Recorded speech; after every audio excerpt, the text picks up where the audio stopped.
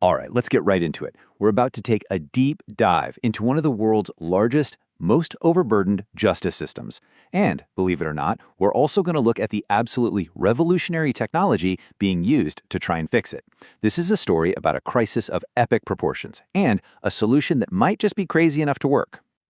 I want to start with a number that's just, well, it's almost hard to wrap your head around it. 324. That's how many years it would take, at the current pace, to clear the backlog of cases in India's courts. Yeah, you heard that right. It's not just a delay, it's practically a generational standstill. And what does that 324-year figure actually represent? It represents this. Over 54 million cases, that's 5.4 crore, all pending, all waiting in line across India's judicial system. The sheer scale of it is just staggering. So where is all this pressure actually building up? Well, a massive 88% of all pending cases are stuck in the district courts. You know, these are the local courts, the very first place an ordinary citizen goes to seek justice.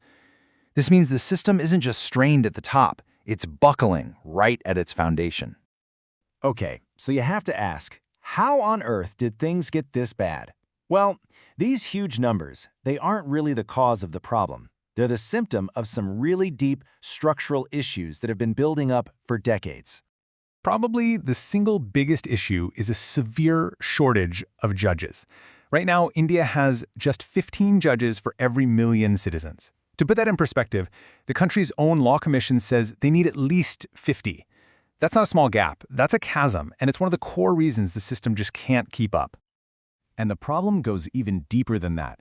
It's not just about not having enough approved positions, it's that even the existing ones aren't being filled. We're talking almost 30% of high court seats and over 20% in the district courts just sitting empty. This just forces the remaining judges to handle an absolutely impossible workload, sometimes juggling thousands of cases at once. But look, these aren't just statistics on a slide. This crisis has a profound human cost, and a huge economic one too.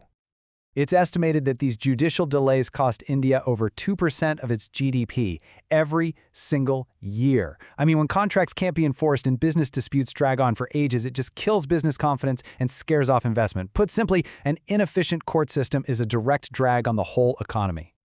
There's this phrase in India, tariq pe tariq.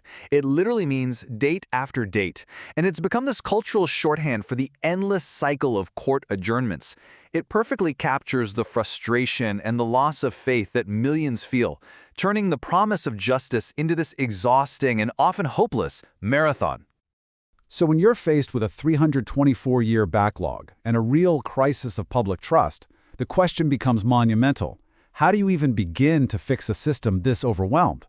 Well, the answer India is betting on is technology. And this is it, the eCourts Mission Mode project. And let me be clear, this is not some small-time initiative. It's one of the biggest, most ambitious judicial digitization efforts happening anywhere on the planet today. And this has been a long time coming.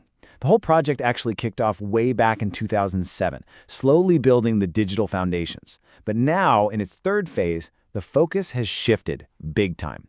Now it's all about the full-scale integration of artificial intelligence. The groundwork they've laid is just incredible. We're talking an investment of over 7,000 crore rupees, which has brought pretty much every court complex online. It's enabled over 33 million virtual hearings and, get this, it's created a public data grid with a mind-boggling 276 million case records. This is the digital highway that AI now gets to run on. Okay, so let's get to the really exciting part. With all that digital infrastructure in place, what are the actual AI tools that are changing the game for judges and lawyers right now? First up is SUPACE. The easiest way to think of it is like an incredibly smart, tireless research assistant for a judge. It's an AI tool built to read through mountains of case files, pull out the most important facts, and find relevant past judgments, all in a fraction of the time it would take a person. So how does it do it? It's a pretty simple but incredibly powerful three-step process. First, the AI just ingests all the case documents. Then, it identifies the key arguments and legal issues. And finally, it gives the judge a clear, concise summary. The goal here isn't to replace the judge, but to supercharge their ability to prepare for a case. The next major tool is called SUVAS, and this one tackles a completely different but equally important problem: language. For decades, higher court judgments were only available in English, which created a massive barrier to justice for the majority of Indians. SUVS is an AI that changes all of that. And the impact is already huge. SUVAS has translated over 36,000 Supreme Court judgments into Hindi alone, and thousands more into 16 other regional languages. This isn't just about being more efficient, it's a radical step towards making justice truly accessible for every single person. So what this all really comes down to is an unprecedented bet that AI can help solve a crisis that has seemed unsolvable for decades. Now, these tools are designed to assist, not to decide, but as technology gets more and more deeply embedded in the halls of justice, it forces us back to this really fundamental question.